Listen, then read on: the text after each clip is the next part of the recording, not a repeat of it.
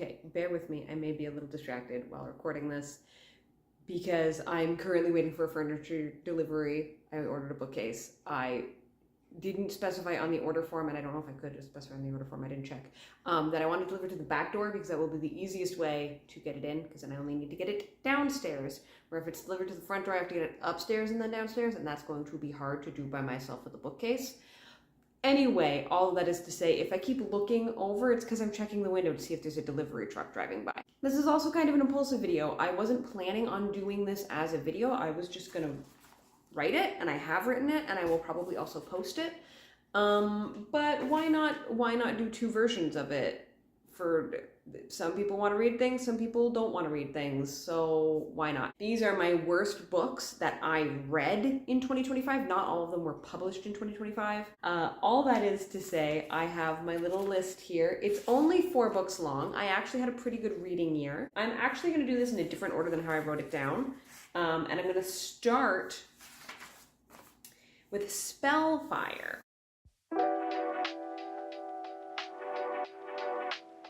which was an ARC I got.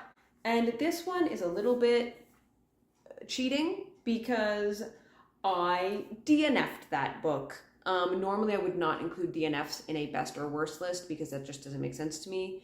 I personally would do a separate list of DNFs if I was going to talk about them, and maybe I will do that if that's something people want. But this one I got like 75% of the way through before I DNF'd. I was so close to finishing this book and I just didn't care. So I stopped reading it. And so I feel like I've read enough of the story to talk about it. I do have a video on my Patreon. Why am I pointing like this? My Patreon's over there apparently. I do have a video on my Patreon where I talk about, like as I'm reading through the book, I give updates and stuff. It is, you have to have like a paid membership or have a free trial to my Patreon in order to watch that video. But I'll give just a general little overview of the book here. It's like magic school, and these 2 women who went to the magic school together, but now they're adults, and one of them is basically like the magical equivalent of like a researcher / nonfiction author, and the other one is like the headmaster or headmistress, I can't remember what term they use, of the school. And they end up having to work together, and they had like a contentious-ish relationship when they were students. Now they have to work together and they form a romance. I don't remember much of the plot of this story. I just remember that the stakes were not well established and it wasn't as engaging as it should have been, and so I spent a lot of the book just kind of bored. I also remember the world building not being explored or even explained very well. And in the moments that it did get explained, like there was a few things said about the magic system that to me was like, that sounds really interesting. Can we please explore that more? And we just didn't. The character who is the like author researcher person ends up taking on a role as a teacher. So absolutely there was space in the text to have explanations and explorations of how magic works, because that's her job.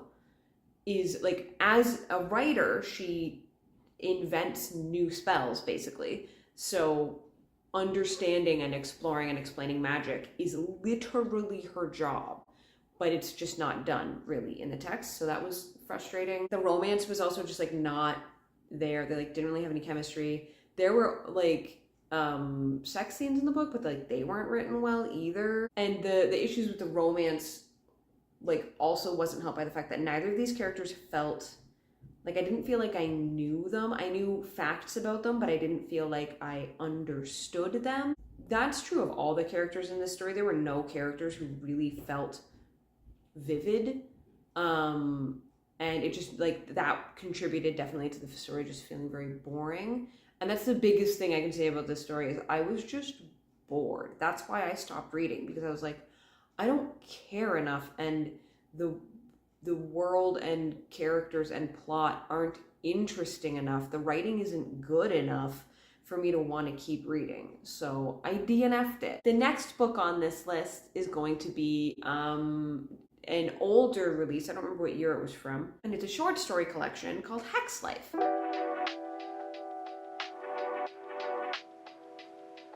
Again, a witchy book. And again, very disappointing. This one, I had so many DNFs.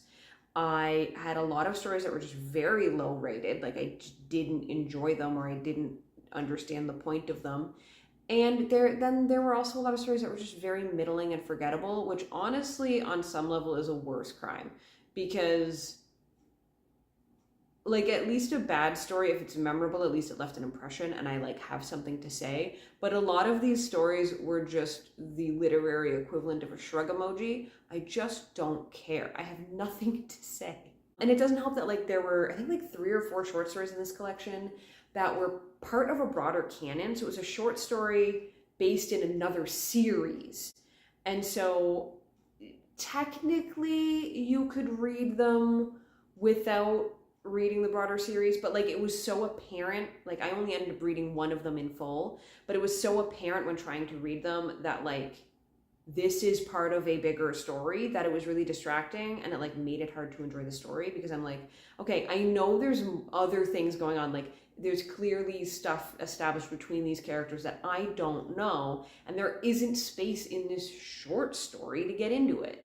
And so it just ended up like that just didn't work for me. And like it's one thing for there to be one story like that in a collection, but there was like 3 or 4. Why are we taking up so much space in this collection for stories that you need more context for outside of this collection? I don't want to have to go read like a 7-book series to understand this short story. And then we have, which one do I want to talk about first? We'll talk about Give Up the Night first.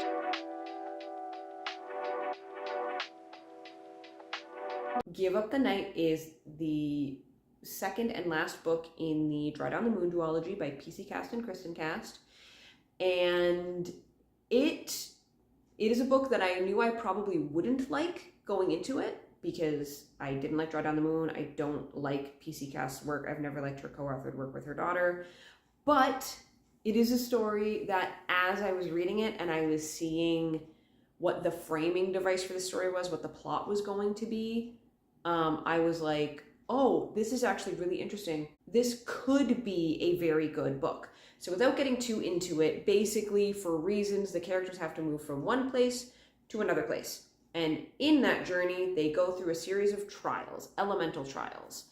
And that is such a classic narrative device. It is a very, like, it's a good way to make a journey more interesting rather than it just being characters walked places and characters walked places and characters walked places and characters walked places. Like, that's boring. But it's also, when done properly, it is a really effective way to have characters learn new skills, gain new information, tackle fears or interpersonal conflicts, or like it can be a vehicle for character development when it is done properly. It was not done properly. These elemental trials are literally just obstacles on their journey. That's it. It doesn't go any deeper.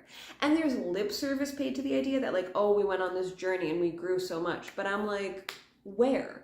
Honestly, I feel like you could probably largely remove the elemental trials from this book and not a whole lot would change. I think at most they gained like, not an animal companion because it's an elemental, but like it is effectively an animal companion. And like that's kind of it, really. Otherwise, not much of importance happened. And then there's the character of Lee, which I still don't know why he is in this duology. He's a nothing character who does nothing. As far as I can tell, he's only in the story so that Kristen Cast has someone to write.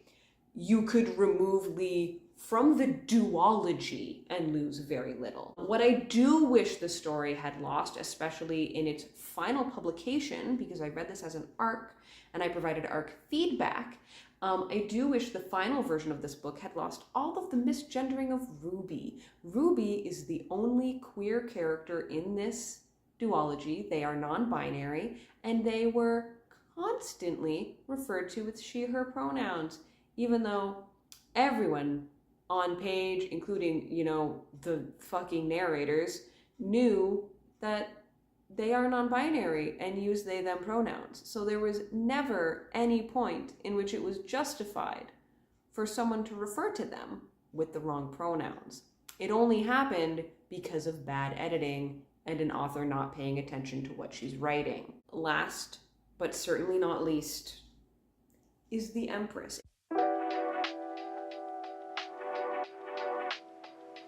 It was the first book I read this year, and it was the worst book I read this year. It is the first time I ever read a solo authored book by Kristen Cast, and I will say, I went into it trying to keep a more neutral perspective, because I had only ever read Kristen's work when she worked with her mother. And so I had some notion that maybe I disliked those books because of PC Cast's writing, because I know I don't like PC Cast's writing. I've read her solo work as well, and it is not good. Not for me, certainly, but I would argue just not good, especially on an issues and ethics level. I was like, okay, so maybe I'll like this one. It helps that the premise is something I should like. It's a tarot-based magic system. I think that's awesome. I think that's a great idea. I am a Cardcaptor Sakura girly. I love that kind of magic system. It is 100% up my alley. It's also it's promoted as like being a fake marriage story. Like the characters have to masquerade as being married for reasons. And I'm like, okay, that sounds fun. I like those kinds of romances. Well, it did not deliver in any direction, unfortunately. The writing is not good. The writing is either clunky or awkward or just really repetitive. I don't remember how many times I read the word warm, but it was too many. Warm described everything.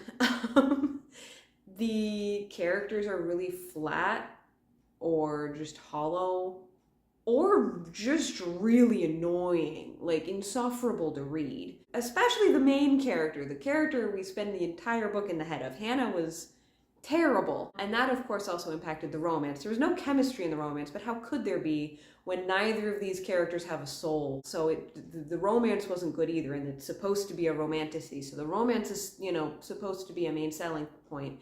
The sex scenes were also not good, which is also supposed to be the main selling point. They are what I would call a read by rote sex scene. It reads like someone who read a few sex scenes and then just plopped those terms and phrases and like the structure of the scene into their own book and was like, all right, that's a sex scene. Like, again, no soul. The world building left much to be desired. It was just an aesthetic. It's some colors and a motif. The magic system was completely unexplained and unexplored, which is a problem because it ended up being important in the climax of the book. The plot was barely existent. It just was not a good book. Also, it was just kind of mean. Like, in the moments where the narrative tried to be like tee-hee ha-ha and have some humor, it typically revolved around hating on other women or hating short men for some reason, which I don't... Why? So this was not a good book. This was, again, the worst book I read this year. I will say, it is the first in a series, and they're not like connected books. It's like companion books in the same world. And I read the synopsis for the next book, The Lovers, when it was first announced. And it has changed since then. But when I first read the synopsis, it listed two love interests, Alder and Alderic. And even if these are supposed to be mirror characters of each other, why? If that is in fact their names, that would be so confusing. It's also billed as a steampunk setting. And so there's a part of me that's morbidly curious and kind of wants to try and read this one. So if anyone wants to see that, please let me know, because I'm just so morbidly curious.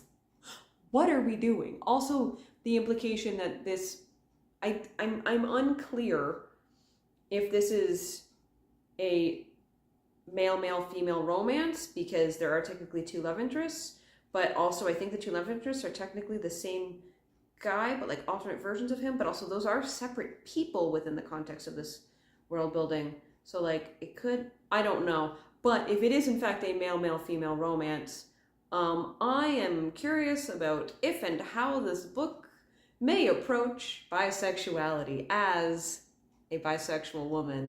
Those are the four very bad, not good books I read this year. Thankfully, it is only 4. I considered adding another one on just to round it up to 5, but there were none that were truly bad other than these. There were ones that were disappointing, but I wouldn't call them like bad. All the other books I read at least had like moments or aspects of them that I really truly enjoyed, where these books, not really. Other than Hex Life having a few short stories that were good, the bulk of these stories, like they're almost entirely defined by me not enjoying my reading experience. So with all that said, thank you so much for watching. If you made it this far in the video, tell me your least favorite book that you read this year. That might be fun. And also let me know if you want me to read,